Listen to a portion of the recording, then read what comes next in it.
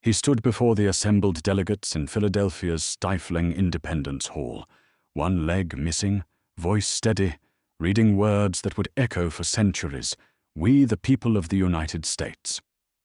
No fanfare, no monument waiting, just a quill, a parchment, and the birth of a nation's voice. His name? Gouverneur Morris. And though you've memorized his words, you've likely never heard his story. This is an AudioVerse production of The Forgotten Founder, Gouverneur Morris, the man who wrote the Constitution. In the turbulent final decades of the 18th century, a time of revolution, reinvention, and raw ambition, America was not yet a nation, but an idea struggling to find form. From the cobblestone streets of New York to the blood-soaked boulevards of Paris, the world was tearing down crowns and drafting new social contracts. Monarchy trembled, democracy beckoned, and between these two poles, men of vision and violence were remaking civilization itself.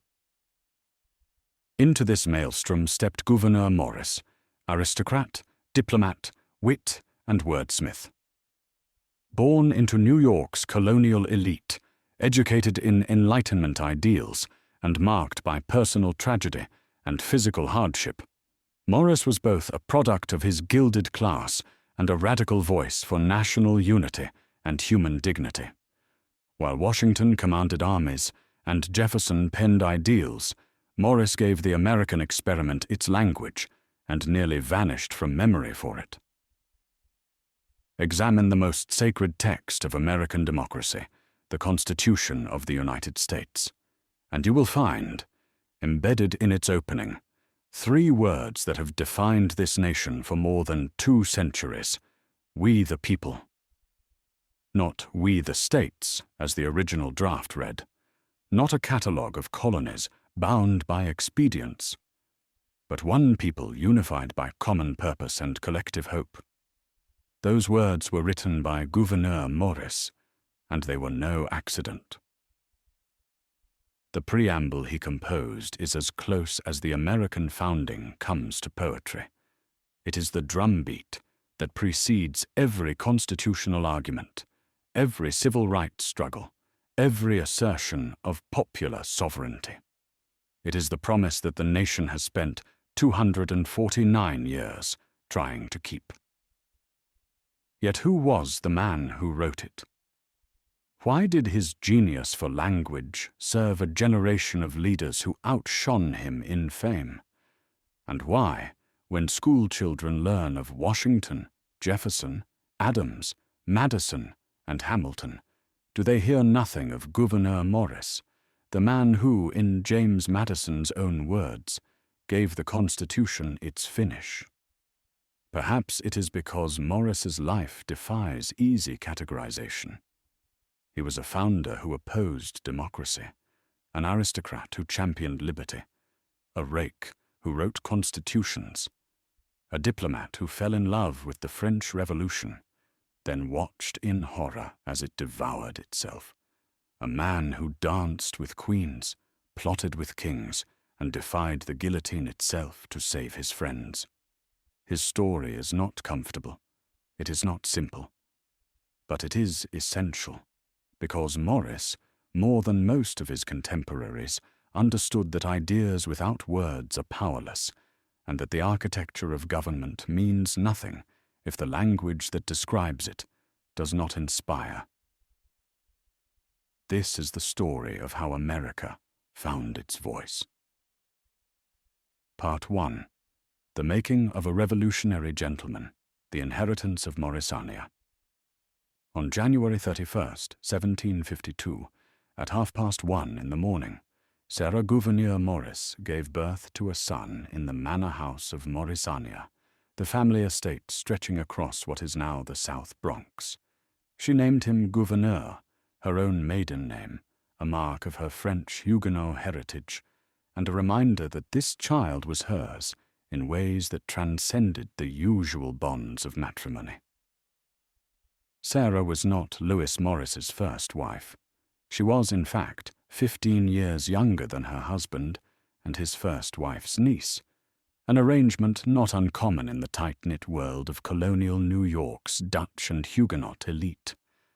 Lewis's first marriage had produced 3 sons and a daughter, but Gouverneur was Sarah's first son, and from the moment he drew breath, his mother intended that he should eclipse them all.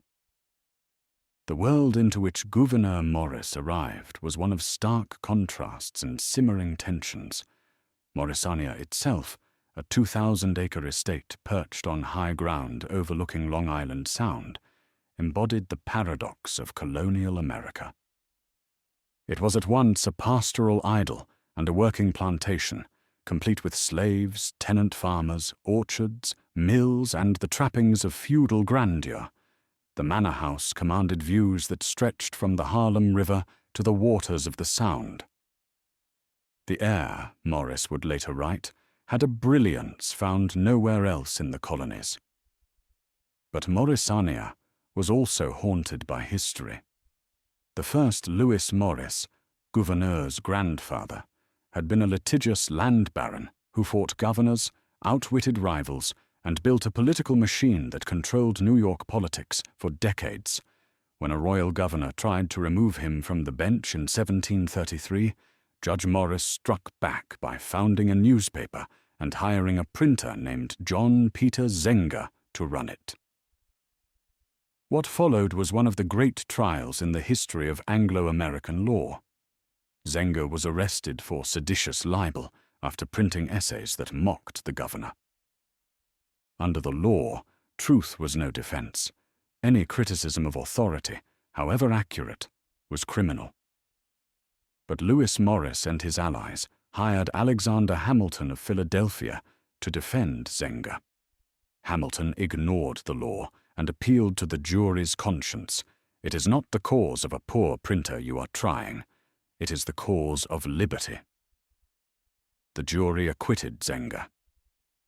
Though the verdict set no legal precedent, it became a legend, a reminder that even in colonial America there were limits to power, and that ordinary men, judging their peers, could defy kings. This was the legacy into which Gouverneur Morris was born: defiance, brilliance, and a certain reckless grandeur. The Morris men did not bow, they did not compromise, and they did not live quietly. The family of originals. If Gouverneur's grandfather was formidable, his father was tragic, a man of high hopes and bitter disappointments. Lewis Morris III inherited the Morrisania estate and the expectation that he would continue the family's dominance of New York politics. For a time he did. He served in the Colonial Assembly and became judge of the Court of Admiralty. But there was something unsteady in him. He wore a loon skin cap, complete with feathers, both in public and in court. It was an extraordinary affectation, even in an age of powdered wigs and ceremonial swords. The loon, with its eerie, laughing cry, was a creature of the wild northern lakes, unpredictable, strange, and impossible to domesticate. To wear its skin as a hat was to announce that Lewis Morris considered himself beyond ordinary rules of decorum. He was sui generis, a law unto himself. Yet beneath the bravado lay despair. When Lewis Morris wrote his will in 1762, the document revealed a man consumed by disappointment and self-reproach. My actions have been so inconsiderable in the world that the most durable monument will but perpetuate my folly.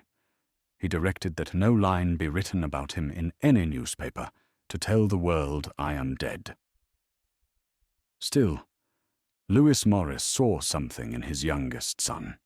It is my desire that my son Gouverneur Morris have the best education that is to be had in Europe or America.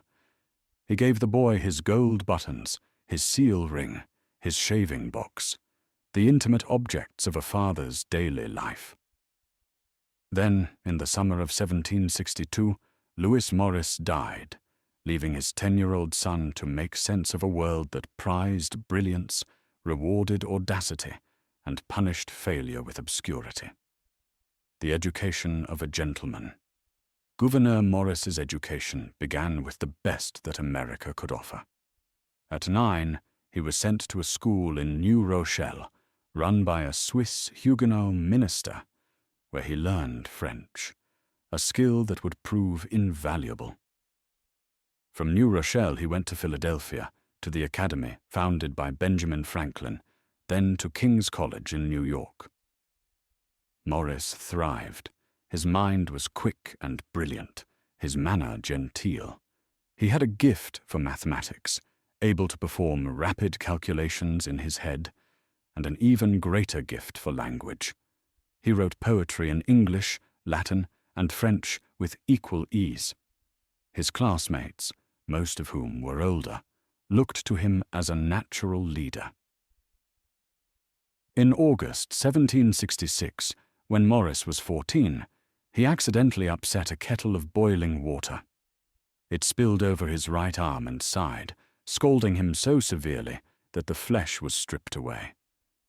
The pain must have been unbearable, but Morris, according to witnesses, bore the torture with a fortitude that would have done honor to an Indian brave. For more than a week, his life hung in the balance. Then, slowly, the danger passed. But the damage was permanent. His right arm would be disfigured for life, all the flesh taken off, muscles and tendons visible beneath the scar tissue. It taught him that the body could betray you, that pain was a fact of life, and that the only response to suffering was to bear it with grace and move forward. Years later, when he lost his left leg in a carriage accident, he would face that loss with the same grim humor and unshakable composure. In May 1768, at 16, Morris graduated from King's College, delivering the commencement address in Latin on wit and beauty. He argued that reason alone could not have drawn men out of their ferocity and into society. Passion, specifically the allure of beauty, had been necessary to smooth away mankind's roughness and create the conditions for civilization. It was an early glimpse of a mind that would always distrust pure abstraction, that would insist on the primacy of human nature, messy, contradictory, and driven by desires that reason could only imperfectly control. From King's College, Morris studied law under William Smith, Jr., one of the most prominent attorneys in New York. He was admitted to the bar in October 1771 at 19. His fellow lawyers toasted his health at Fraunces Tavern. He had charm, intelligence, and ambition. All that remained was to find a cause worthy of his talents. He did not have to wait long. Part 2. War, Wounds, and Words, the Breaking of the World. The summer of 1776 found Gouverneur Morris, 24 years old, standing at the intersection of principle and pragmatism. When independence was declared, Morris supported it, but he had done so reluctantly, warning his fellow delegates that they were unleashing forces they might not be able to control. The British victories that autumn nearly killed the cause. Washington's forces, reduced to fewer than 3,000 men, stumbled across New Jersey in cold rain. Then came the 10 crucial days, the crossing of the Delaware on Christmas night, the capture of Trenton, the counterstrike at Princeton. Washington had bought time, but only time. This question would consume Morris for the next 3 years. Not whether they could win glorious battles, but whether they could sustain an army long enough to outlast the richest empire on earth. Valley Forge and the Army's Salvation. On January 20th, 1778, Morris arrived in York, Pennsylvania, where Congress had fled when the British took Philadelphia. He was named to a committee to visit George Washington at Valley Forge. When Morris and his fellow committee members arrived in late January, they found not an army, but a spectre of one. "The skeleton of an army presents itself to our eyes," Morris wrote John Jay, "in a naked, starving condition, out of health, out of spirits. Men lived in cramped log huts, sleeping 12 to a room on straw pallets. Many had no shoes. They wrapped their feet in rags, leaving bloody footprints in the snow." The crisis was not one of British mauling, but of American incompetence. The commissary system had collapsed. States hoarded supplies or sent them late. Congress, perpetually broke and lacking the power to tax, could offer only promises and worthless paper money. Morris was shaken to his core. He saw, in those ragged, starving men, the human cost of the ideas he had championed. They were not abstractions. They were farmers and artisans and boys far from home, dying for want of flour and blankets while politicians debated jurisdictional niceties. At the center stood Washington. Morris, who would spend his life cultivating the friendship of powerful men, never failed to respect Washington. And Washington, in turn, warmed to the younger man's devotion, intelligence, and that quality, hard to name, that allowed Morris to be both irreverent and loyal, both playful and serious. At Valley Forge, Morris threw himself into the work of salvation. He drafted reports, compiled tables of supplies, calculated troop strengths, and outlined reforms. His mind, versatile, quick, at home, with both numbers and words, took naturally to the challenge of organization. He argued for restructuring the commissary, for clearer lines of authority, for permanent revenue streams. He also made a friend who would matter as much as Washington in the years to come. The Marquis de Lafayette, not yet 21, had arrived seeking glory in the American cause. Morris was deeply surprised at the mature judgment and solid understanding of this young man. It was the beginning of a friendship that would last 4 decades and shape the politics of 2 continents. Morris returned to York in mid-April with renewed purpose. France had signed a treaty of alliance. The war was no longer a rebellion, but a global conflict, and Morris was now one of the chief architects of the American cause. The business of revolution. For the next year and a half, Morris lived the grinding reality of revolutionary government. He drafted Congress's responses to British peace overtures. He fought for officers' pensions. He wrestled with catastrophic finances, drafting ambitious plans to reform the currency and establish permanent taxes. He managed relations with France, helping plan the reception for their first minister to the United States. He also found himself caught in one of the ugliest feuds of the war, the fight between Silas Deane and Thomas Paine. Paine accused Deane of profiteering. Morris defended Deane and attacked Paine with withering contempt. It was brutal and effective. Paine resigned. But Morris's enemies were keeping score. His condescension offended radicals. His defense of Deane alienated New Englanders. His lukewarm support for New York's territorial claims to Vermont sealed his fate. In the fall of 1779, the New York legislature replaced him. Morris was out. He was 27 years old. The accident. Retirement did not suit him. Morris returned to Philadelphia, where he resumed the practice of law and partnered with Robert Morris in various business ventures.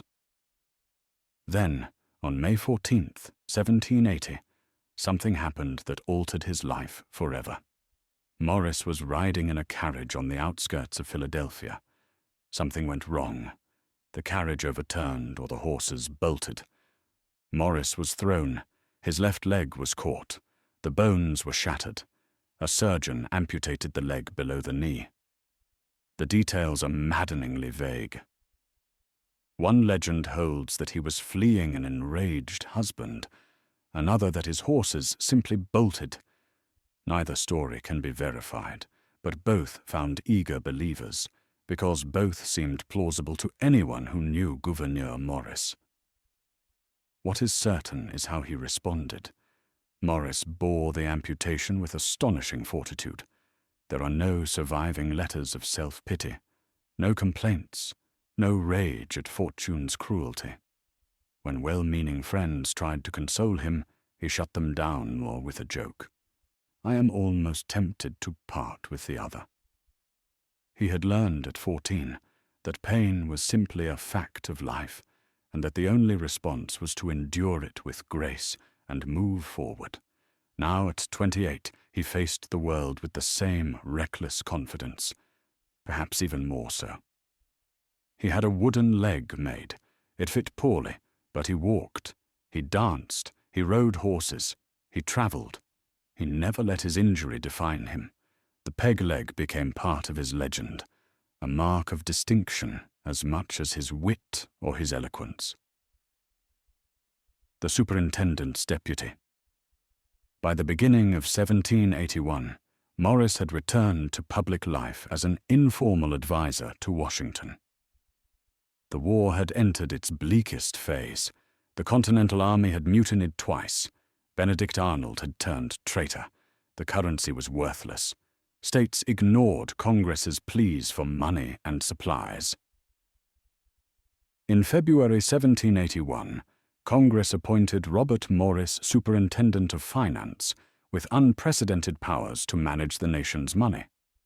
Robert Morris attacked the problem with a merchant's ruthlessness, and he brought in Gouverneur Morris as his unofficial deputy, legal advisor, and chief draftsman.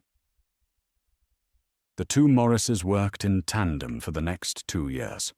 Robert focused on immediate crisis management. Gouverneur focused on long-term solutions.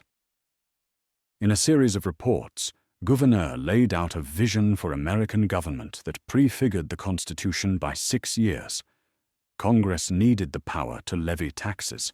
The government needed a national bank. It needed expert administrators and an executive with authority to act. But what Morris understood more clearly than most was that the war had changed America forever. The old colonial world of autonomous provinces was gone. A new nation was struggling to be born, but it could not be born until Americans stopped thinking of themselves as Virginians or New Yorkers and started thinking of themselves as one people.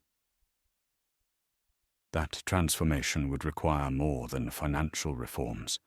It would require a new language, a new way of imagining the nation itself. And Gouverneur Morris was about to write it. Part 3. The Pen That Forged a Nation. The Assembly in Philadelphia. On May 14, 1787, the date appointed for the opening of the Constitutional Convention, only a handful of delegates had arrived in Philadelphia. Rain fell steadily. The Pennsylvania State House stood waiting.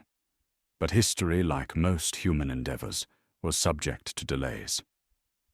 Morris, lodging with Robert Morris at the latter's elegant townhouse, waited with the rest.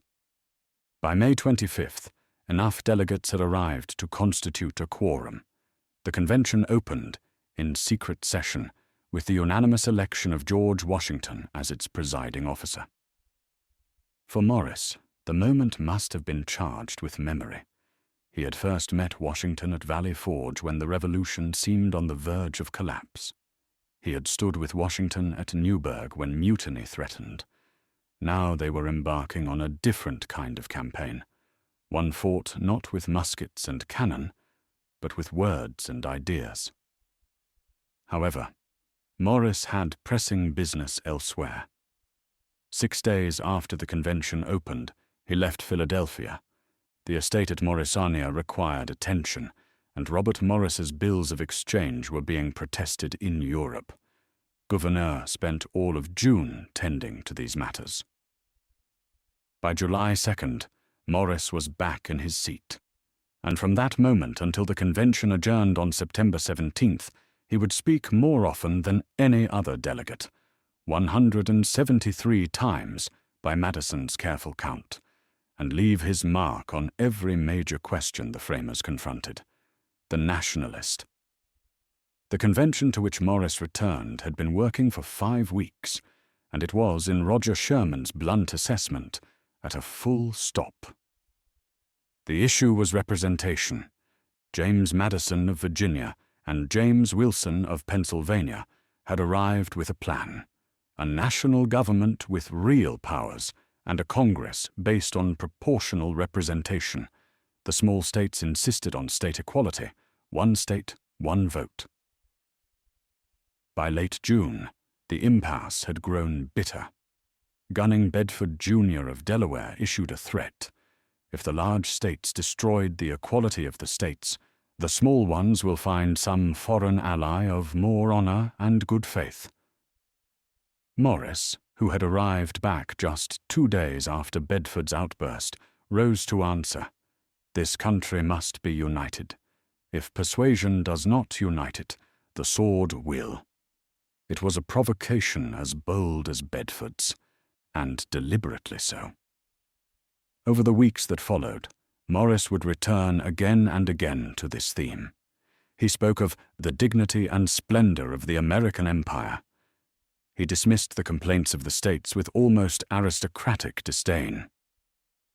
William Pierce of Georgia struggled to capture Morris on paper. He winds through all the mazes of rhetoric and throws around him such a glare that he charms, captivates, and leads away the senses of all who hear him. Morris had a vision of a nation, not a loose confederation of jealous provinces. He had seen, during the war, what weakness and division had cost. He knew that the United States would not survive unless it became, in fact, as well as name, united. The provocateur. Take slavery. By late August, the convention had reached one of its most painful compromises. The Southern states insisted that the new Constitution protect the Atlantic slave trade.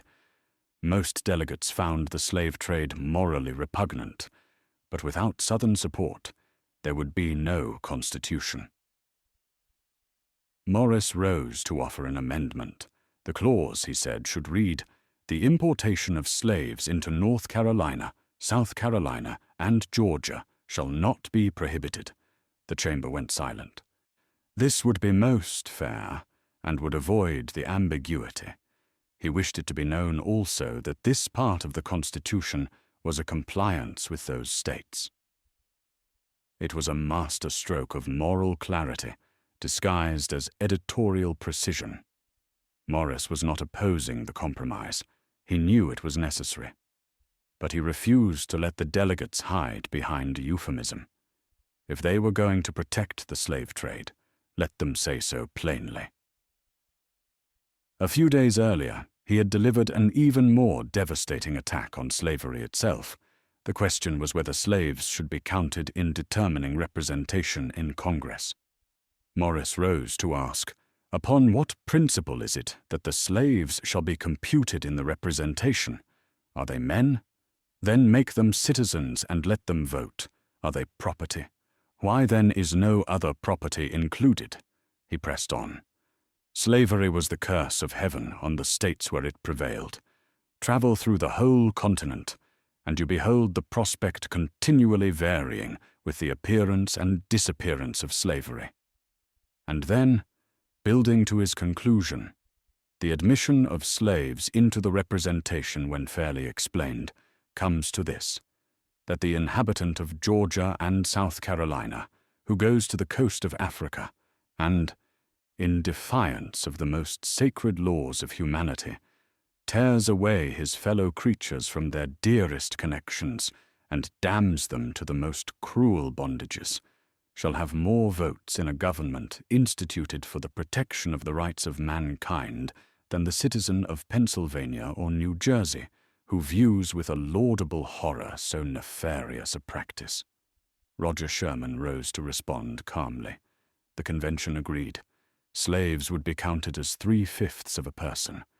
Morris had lost. But he had spoken, and his words would stand as a testament to what at least one founder had seen clearly. The Wordsmith. By early September, the convention had resolved most of the major questions. The framework was in place, but the language was a mess. Over 3.5 months, delegates had debated, amended, and rewritten dozens of resolutions. The result was a patchwork of clauses, some clear, some redundant, some barely intelligible. On September 8th, with only 9 days left before adjournment, the convention appointed a 5-man committee of style, Dr. William Samuel Johnson as chairman, plus Madison, Hamilton, Rufus King, and Gouverneur Morris. The committee gave the task to Morris. Perhaps it was his blazing performance over the preceding months. Perhaps it was his reputation as a writer. Perhaps his colleagues simply recognized, in him, a gift for language that transcended legal precision and approached art. Morris accepted the assignment. He had 4 days. Morris began with structure. The Committee of Details draft had 23 articles, sprawling and repetitive. Morris compressed them into 7, each focused on a single branch or function of government. The effect was clarity and force.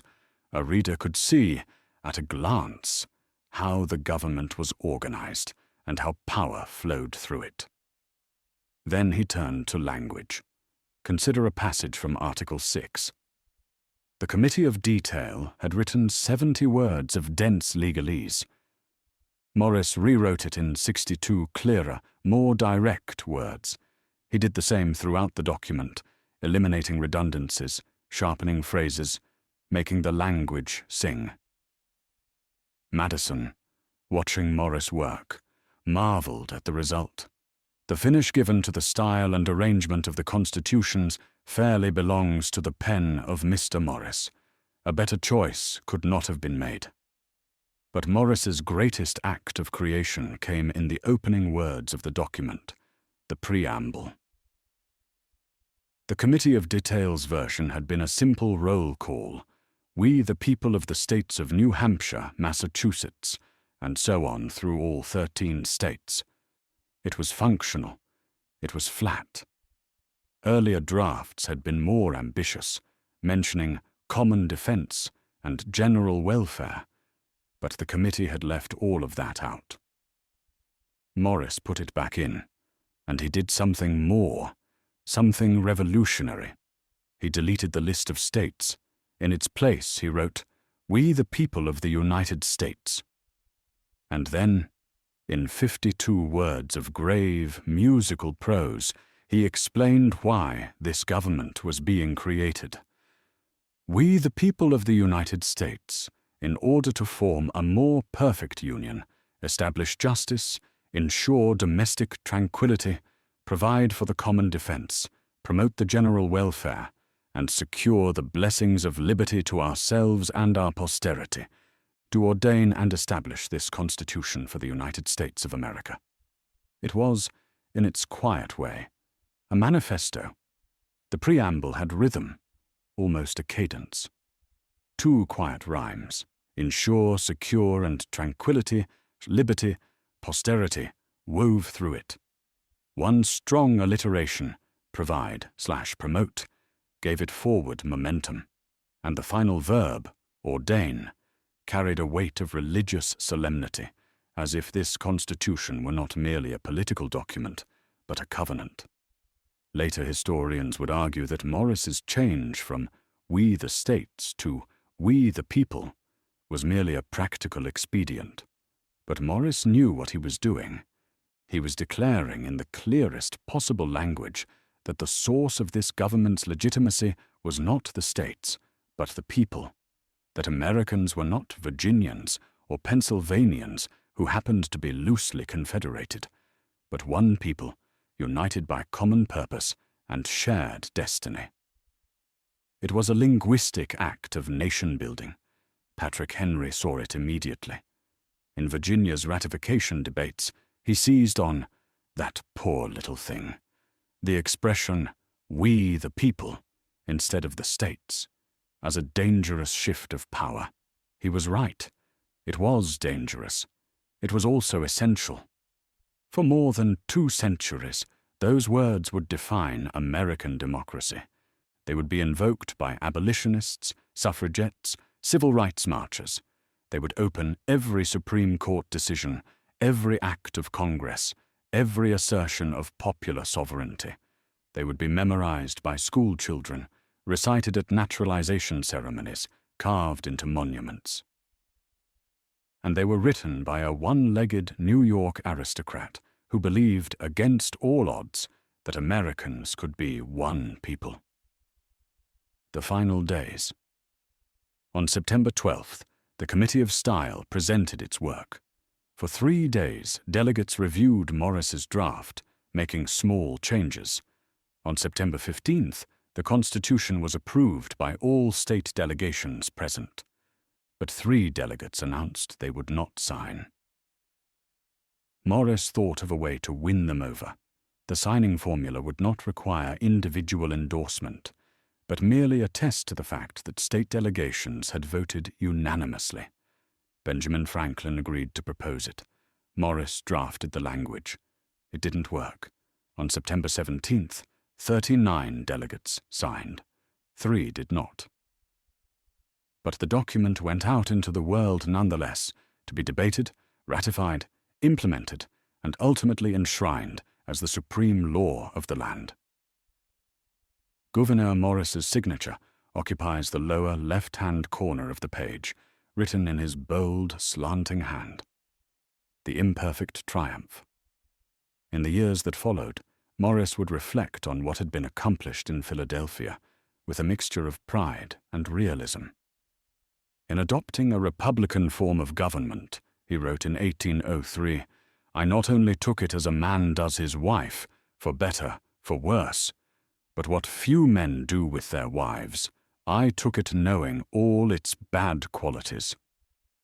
He knew the Constitution was imperfect. He knew it had compromised on slavery. He knew it had left the states with more power than he would have liked. But he also knew that it was the best that could be achieved, given the divisions among the states, the fears of concentrated power, and the simple fact that human beings are fallible.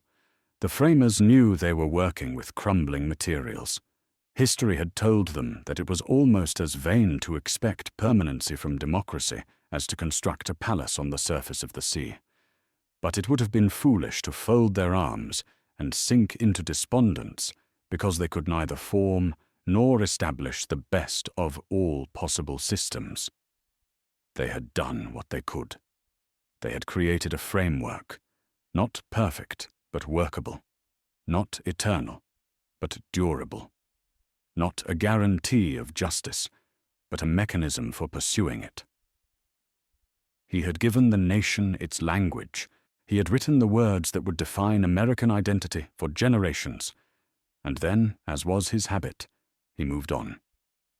Part 4. Love, Loss, and Diplomacy in a World on Fire. The City of Light. In December 1788, Gouverneur Morris sailed from Philadelphia on business for Robert Morris to negotiate French debts and tobacco contracts. But he was also going to Paris, the most polished city on earth. Paris in 1789 was a city of 600,000 souls, nearly as large as London, and infinitely more seductive. Its salons, those gatherings where clever women presided over still cleverer men, were the laboratories in which ideas were tested and reputations made. Morris took rooms on the Rue de Richelieu and plunged into Parisian life, business by day, society by night. On March 1st, 1789, sensing he was entering a world worth recording, he bought a journal bound in apple-green vellum and began to keep a diary. It would become one of the most remarkable documents of the age, a record not just of the French Revolution as it happened, but of how one sharp-eyed American made sense of a world coming apart. Morris's entree came through connections, Washington's letters, business acquaintances, and the simple fact that a tall American with a wooden leg and a gift for conversation was an irresistible curiosity. But the world Morris truly entered was that of the salons, and the salon where he would spend the most time was that of the Comte and Comtesse de Flahault. Alexandre Sébastien de Flahault was 63. His wife, Adelaide, was 28, 35 years his junior, married to him for 10 years, and desperately unhappy. She had large brown eyes that were the liveliest in the world. And she had a lover, Charles Maurice de Talleyrand-Périgord, the Bishop of Autun. When Morris met Madame de Flahault at Versailles in late March 1789, he noted in his diary, "She is a pleasing woman, if I might judge from appearances, not a sworn enemy to intrigue. It was the beginning of a love affair that would last 8 years and unfold against the backdrop of one of history's greatest convulsions. The falling of the Bastille. In the spring of 1789, France was convulsed by hope. King Louis XVI had summoned the Estates General in a desperate attempt to reform the tax system and stave off bankruptcy. Morris attended the inaugural procession at Versailles on May 4th. The spectacle was magnificent, but Morris noticed something ominous. Louis XVI was cheered enthusiastically. His queen, Marie Antoinette, was barely cheered at all. Over the weeks that followed, the estates deadlocked over representation. The Third Estate, growing impatient, broke away, declared itself the National Assembly, and invited sympathetic clergy and nobles to join them. The king, alarmed, dismissed his popular finance minister and began massing troops around Paris. On July 14th, a mob stormed the Bastille, killed its commanding officer, and seized its gunpowder. The revolution had begun. A week later, Morris witnessed its true face. He was waiting for his carriage when he saw a crowd approaching. The head and body of Monsieur de Foulon are introduced in triumph, the head on a pike, the body dragged naked on the earth. Berthier de Sauvigny, Foulon's son-in-law, was shown his father-in-law's severed head, then was himself cut to pieces, the populace carrying about the mangled fragments with a savage joy. "Gracious God," Morris wrote, "what a people, the affair." Less than a week after Foulon's murder, Morris made love for the first time to Adèle de Flahault. The affair had been building for months. By late June, she had asked him about his reputation as a ladies' man. Morris assured her that, "I never lost my respect for those who consented to make me happy." After the Bastille, Morris made an explicit proposition. He told Adèle that he could not be only a friend. Adèle countered with a complication.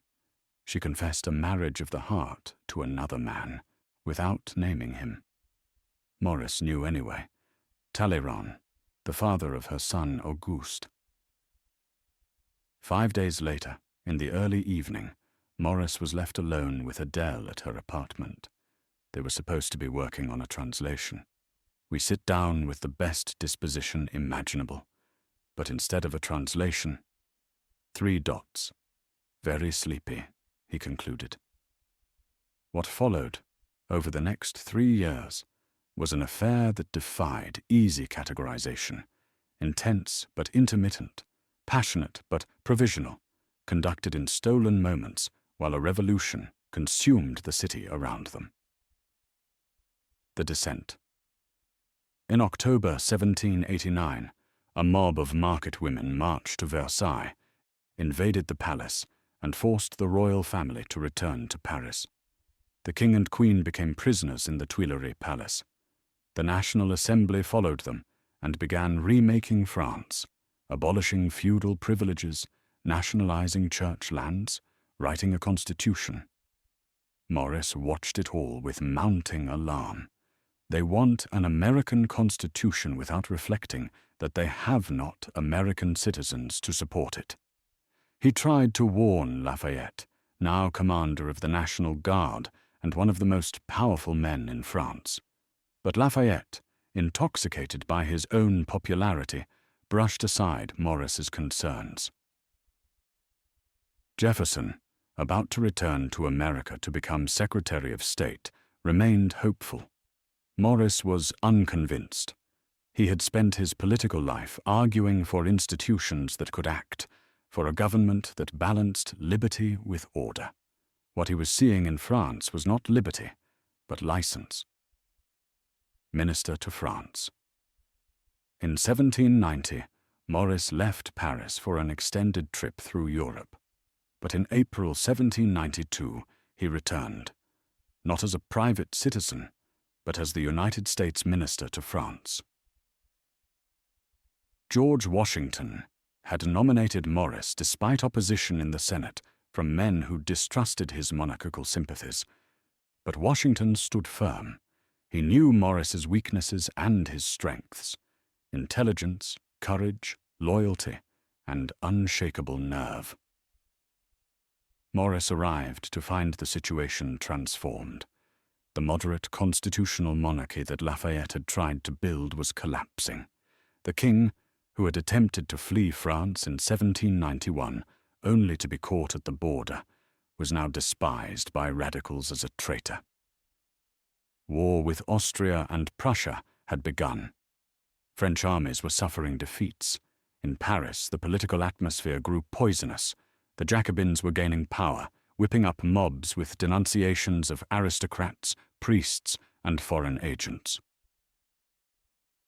On August 10, 1792, a mob stormed the Tuileries Palace. The king's Swiss guards were overwhelmed and butchered. The king and queen fled to the National Assembly, then were imprisoned in the Temple. That night, Morris wrote in his diary, "The city is a scene of horror." The terror. Other foreign ministers fled. Morris stayed. He stayed partly out of duty, partly out of stubbornness, and partly because American citizens in Paris had no one else to turn to. He helped them all. He provided money, wrote letters, used his diplomatic status to shield them from arrest. When Thomas Paine was thrown into prison in December 1793, it was Morris who kept him alive. The worst came in September 1792. Prussian armies were advancing on Paris. Radical agitators spread rumors that aristocrats imprisoned in Paris were plotting to break out. On September 2nd, mobs descended on the prisons. Over 5 days, they dragged out prisoners and butchered them in the courtyards.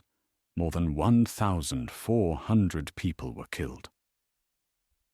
In December 1792, Louis XVI was put on trial. Morris attended some of the proceedings. On January 17, 1793, the convention voted. The vote for guilt was unanimous. The vote on punishment, 361 for death, 360 for imprisonment or exile. A single vote would have saved him. 4 days later, on a cold, grey morning, Louis XVI was taken to the Place de la Révolution. The blade fell. That night, Morris wrote in his diary, "The tragedy is now complete." It was not. It was only beginning. In June 1793, the Jacobins seized full control, establishing the Committee of Public Safety, a 12-man dictatorship dedicated to crushing all enemies of the revolution. The leader was Maximilien Robespierre. "Terror," he declared, "is nothing other than justice, prompt, severe, inflexible." The guillotine worked overtime. Aristocrats, priests, moderates, common people accused of hoarding grain, all were hauled before the Revolutionary Tribunal and sent to the scaffold. Marie Antoinette was executed in October 1793. By the summer of 1794, the terror was consuming its own children. Robespierre began accusing his fellow Jacobins of treason. The Convention, terrified, turned on him. On July 27, 1794, Robespierre was arrested. The next day, he and 21 followers were guillotined. Morris remained in Paris through it all. He navigated the bureaucracy of the terror with nerve and calculated indifference. He refused to be intimidated. When Jacobin officials demanded explanations, he replied coolly that as the representative of a sovereign nation, he answered only to his own government. It worked. Barely. Morris was watched, suspected, denounced. But he was never arrested. He used his immunity to help others, hiding refugees, loaning money, forging passports, bribing officials. He could not save everyone, but he saved some. In August 1794, the new government in Paris asked the United States to recall Morris. They did not accuse him of anything specific. They simply said his aristocratic sympathies made him unacceptable. Washington reluctantly agreed. Morris left Paris in October 1794. I saw misery and affliction every day, and all around me, without power to mitigate or means to relieve, and I felt myself degraded by communications I was forced into with the worst of mankind. Aftermath. Adèle de Flahaut had fled Paris in 1792. Morris had helped arrange her escape. She had gone first to England, where she lived in poverty, then to Hamburg. Morris met her there in 1795. They resumed their affair, but something had changed. Adèle wanted marriage. Morris wanted what he had always wanted, companionship without commitment. In the spring of 1796, Morris heard that Adèle was engaged to José Maria de Sousa Botelho, the Portuguese minister to Denmark. When he confronted her, she confirmed it. Morris left Hamburg. He never saw her again. The lesson learned. When Morris finally returned to America in December 1798, after 10 years abroad, he carried with him a conviction forged in blood and chaos, that the American Revolution had succeeded not because Americans were wiser than the French, but because they had been luckier in their history, their institutions, their leaders. The French had tried to build a republic from nothing, guided by abstract theories. They had torn down the old order and expected a new one to spring up fully formed. It had not worked. The Americans had built on what they had inherited: colonial legislatures, English common law, habits of self-government stretching back generations. They had not destroyed their past. They had reformed it. They had not sought perfection. They had sought something more modest, a more perfect union. This was the lesson Morris brought home: that freedom without order is chaos, that idealism without prudence is dangerous, and that the surest path to tyranny is paved with the best intentions. Part 5. The Quiet Architect of American Institutions. The Return. When Gouverneur Morris returned to New York Harbor in December 1798, he found a country he barely recognized. The New York he had left in 1789 had been a provincial port of 30,000 souls.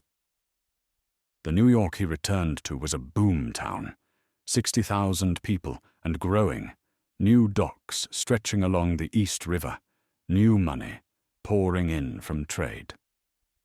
The nation itself had grown. When Morris had sailed for France, George Washington was about to take the oath of office under the Constitution Morris had helped write. The government had no revenue, no army, no infrastructure, nothing but a piece of parchment and hope. Now, 10 years later, the government was functioning.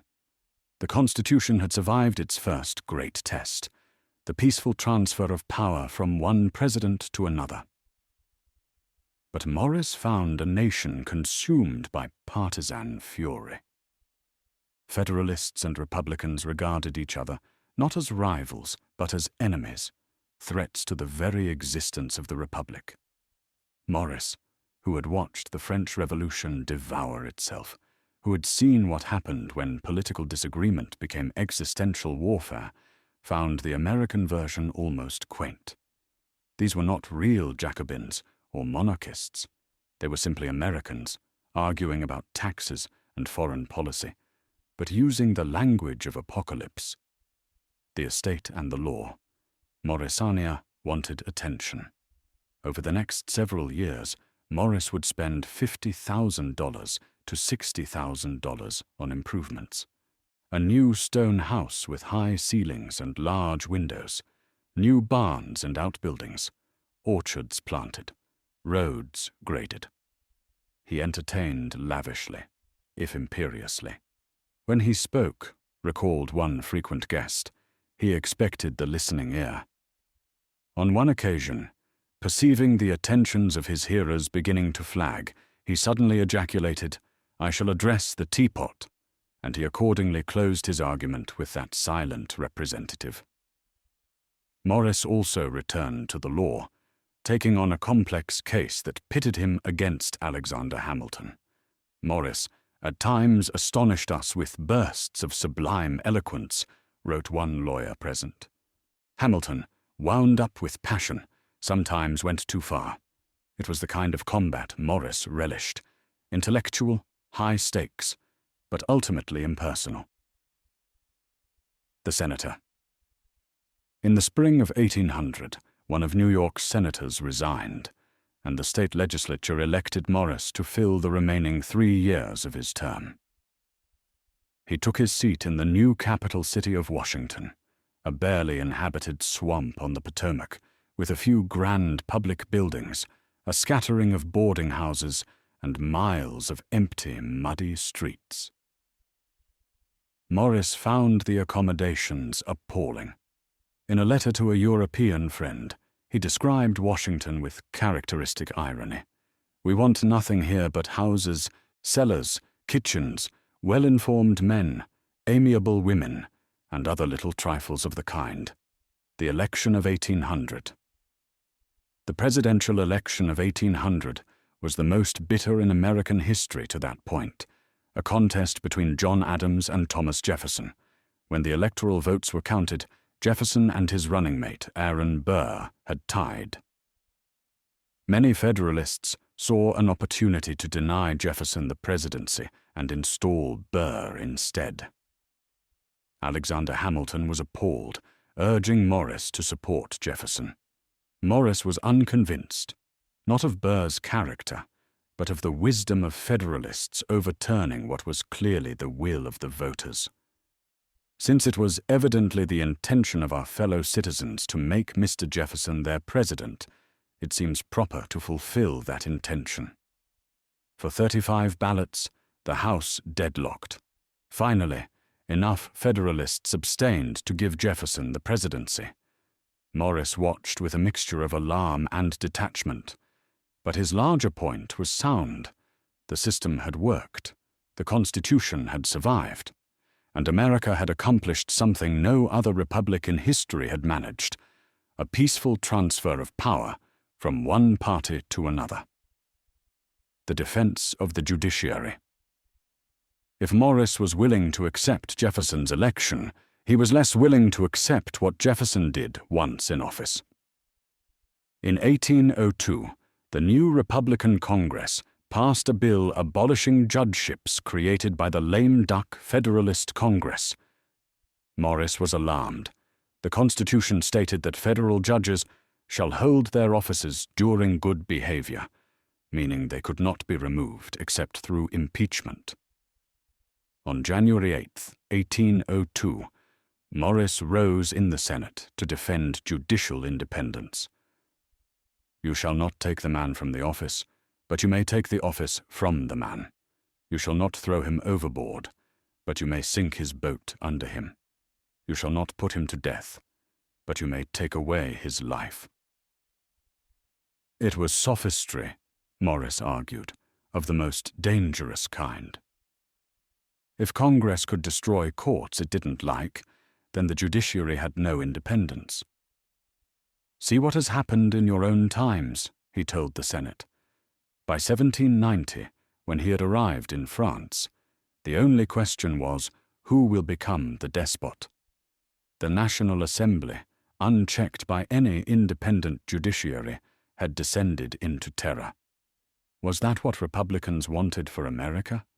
The speech did not prevent the repeal, but it established Morris as one of the most articulate defenders of constitutional limits on government power. The Louisiana Purchase. In the spring of 1803, Morris found himself praising Thomas Jefferson. The crisis over Louisiana had been building. In 1800, Napoleon had forced Spain to return the vast territory to France. The prospect of French armies controlling the mouth of the Mississippi was intolerable. Morris, speaking in the Senate, was cautious. War would be disastrous. But then Napoleon abruptly offered to sell the entire territory for $15 million. Jefferson's minister in Paris, Morris's old friend Robert Livingston, agreed. Most Federalists, who had spent months demanding aggressive action, were furious when Jefferson actually solved the problem. Morris would have none of it. He was proud of Livingston's success and refused to quibble over the cost. A few millions more or less really seems unworthy of notice. It was a remarkable statement.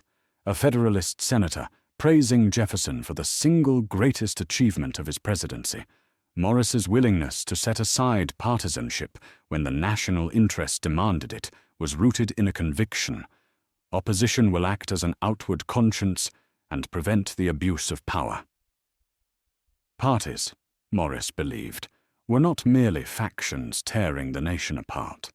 They were part of the system of checks and balances, a way of keeping government honest. Opposition was a duty, not a betrayal. The death of Hamilton. On the morning of July 11, 1804, Morris was at Morrisania when his nephew arrived with shocking news. Alexander Hamilton had been shot in a duel. Morris rode immediately to the city. Hamilton died the next day. The bullet, fired by Vice President Aaron Burr, had shattered a rib, pierced the liver, and lodged in the spine. Morris was asked to give the eulogy. It was a task fraught with difficulty.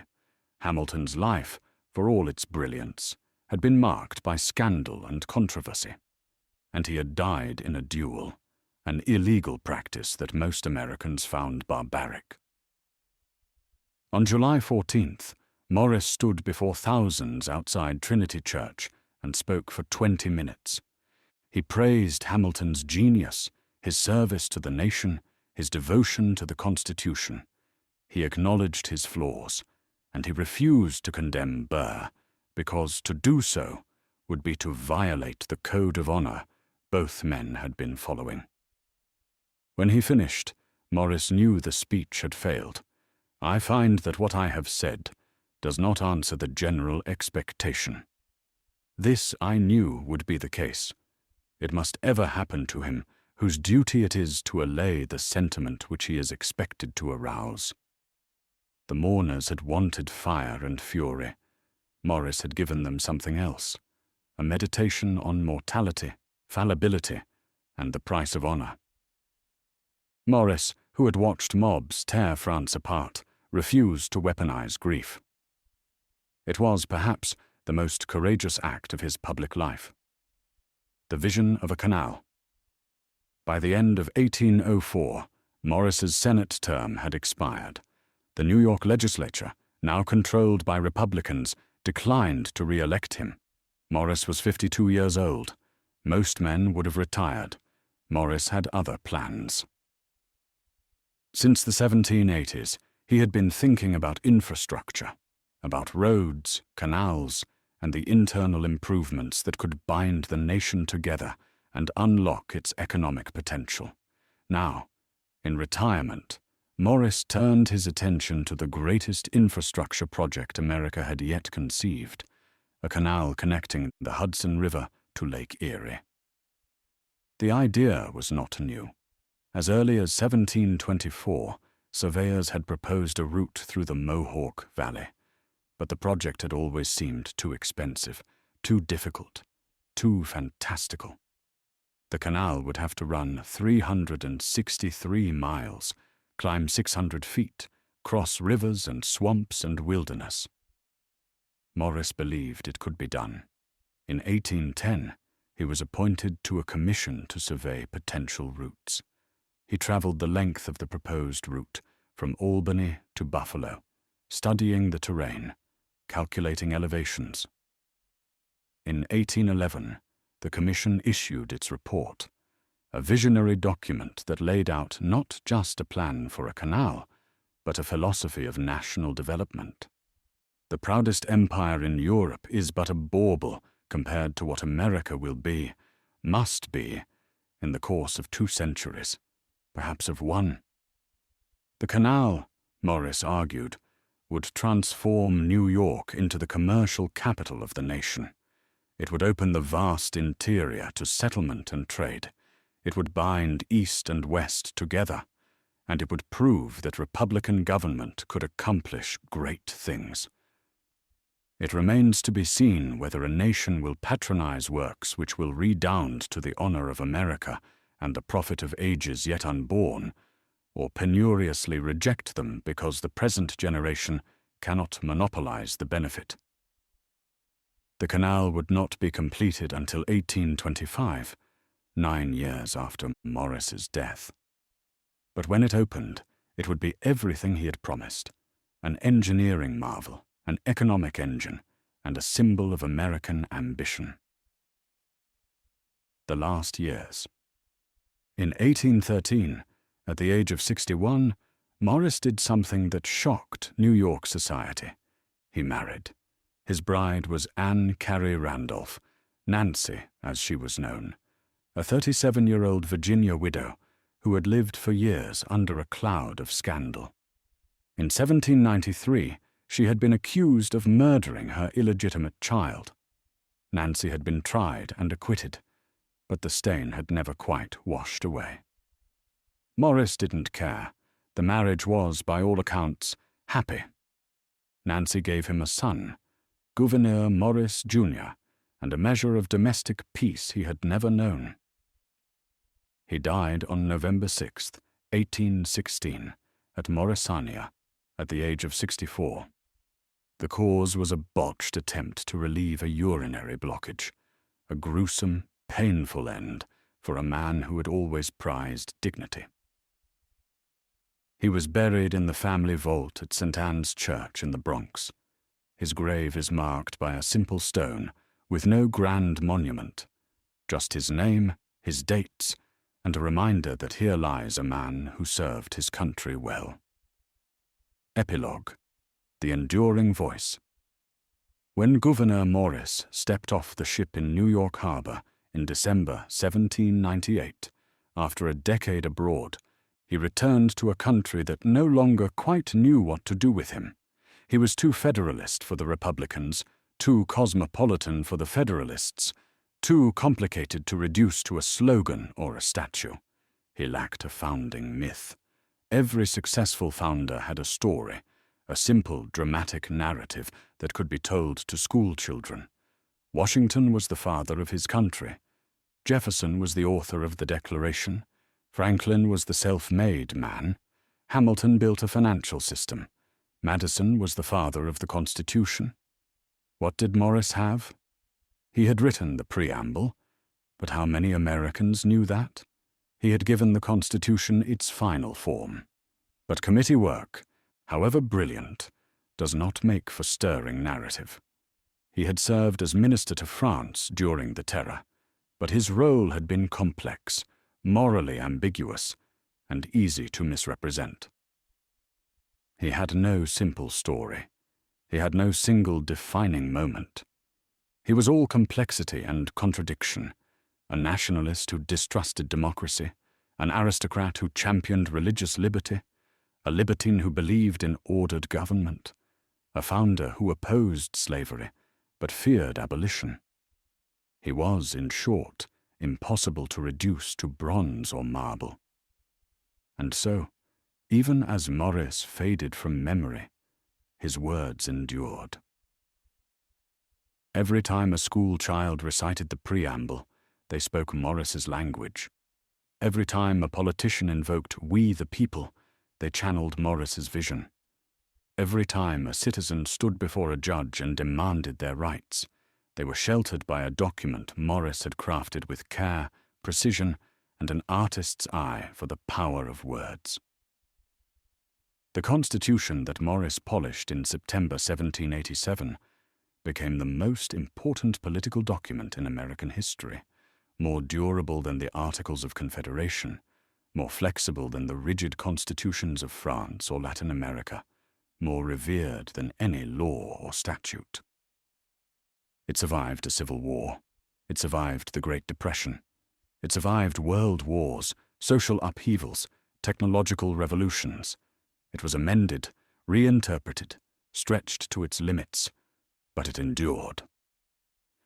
And at its heart, in its opening 52 words, was Morris's great insight that the source of legitimate government was not the states, not the legislatures, not Congress or the president or the courts, but the people. We, the people of the United States, in order to form a more perfect union, establish justice, ensure domestic tranquility, provide for the common defense, promote the general welfare, and secure the blessings of liberty to ourselves and our posterity, do ordain and establish this Constitution for the United States of America. These words have been invoked by abolitionists, suffragettes, civil rights marchers, immigrants taking the oath of citizenship, presidents taking the oath of office, ordinary Americans asserting their rights in courtrooms and town halls across the nation. They have been translated into dozens of languages, carved into marble, memorized by generations of students, cited by the Supreme Court thousands of times. Gouverneur Morris did not write the Gettysburg Address. He did not deliver the "I have a dream" speech. He did not pen the Federalist Papers or the Declaration of Independence. But he gave America its voice.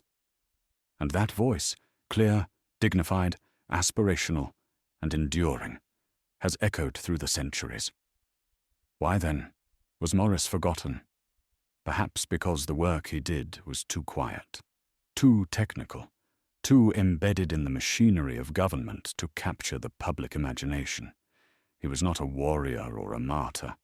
He was an architect, not a hero, and architects, however brilliant, rarely inspire monuments. Perhaps because he was too complicated, too contradictory, too unwilling to fit into neat categories. Americans love their founders, simple and straightforward. Morris was none of these things. He was a royalist who wrote a republican constitution, an elitist who championed popular sovereignty, a nationalist who feared democracy. He was, in short, too human, too full of contradictions, too prone to error, too alive with passions and appetites and doubts, to be reduced to a statue. Perhaps, finally, because he did not seek fame. He did not write an autobiography. He did not preserve his papers with an eye to posterity. He simply did his work, brilliantly, generously, with wit and grace, and moved on. I have done what I could. Whether it was enough is not for me to say. It was enough. On a warm September morning in Philadelphia in 1787, 39 men gathered in the Pennsylvania State House to sign the Constitution they had spent 4 months crafting. When it was Pennsylvania's turn, 8 men stepped forward. In the lower left-hand corner of the page, in a bold, slanting hand, Gouverneur Morris signed his name. He did not know, as he set down his pen, that those 52 words he had written would outlive every other sentence he ever composed. He did not know that his preamble would become the most famous passage in American political literature. He did not know that the Constitution he had polished would bind a nation through civil war, depression, and the trials of 2 centuries. He knew only that he had done his best. He had taken the messy resolutions of the convention and shaped them into a document of clarity and power. He had given the American experiment a voice worthy of its ambitions, and then, characteristically, he had moved on. In the years that followed, Morris would serve his country as a diplomat, as a senator, as a visionary advocate for the infrastructure that would bind a continent-spanning nation together. But he would never again do anything as important as what he did in those 4 days in September 1787, when he sat alone with a pen and gave America its Constitution. He did not seek monuments. He sought only to create something worthy of the people it would serve, a government of laws, a framework for liberty, a more perfect union. Today, Gouverneur Morris lies buried in a quiet churchyard in the Bronx, his grave marked by a simple stone. Few Americans know his name. Fewer still know what he accomplished. But every time an American stands before a judge and demands their rights, they are sheltered by words Morris wrote. Every time a president takes the oath of office, they swear to uphold a document Morris perfected. Every time a citizen invokes the Constitution, they are speaking, whether they know it or not, in Morris's voice. 3 words, 52 words, a single sentence that transformed 13 fractious states into one nation, indivisible.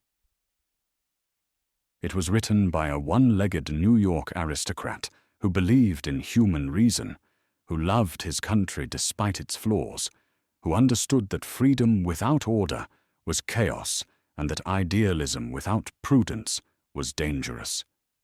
It was written by a man who watched a revolution succeed in America and fail in France, and who spent his life trying to understand the difference.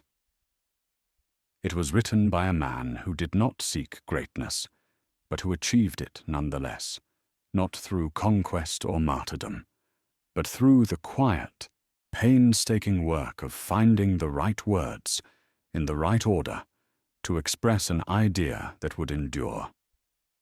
Gouverneur Morris was the forgotten founder, but his words were never forgotten. They are the words we return to in times of crisis and triumph, of division and unity, of despair and hope. They are the words that remind us who we are and who we aspire to be. They are the words that begin every assertion of American identity, every claim of American justice, every hope for American renewal. We, the people of the United States, in order to form a more perfect union. The union is still imperfect. The work is still unfinished. The struggle to secure the blessings of liberty continues. But the words endure, and so, in the end, does the man who wrote them. This has been an AudioVerse production. Thank you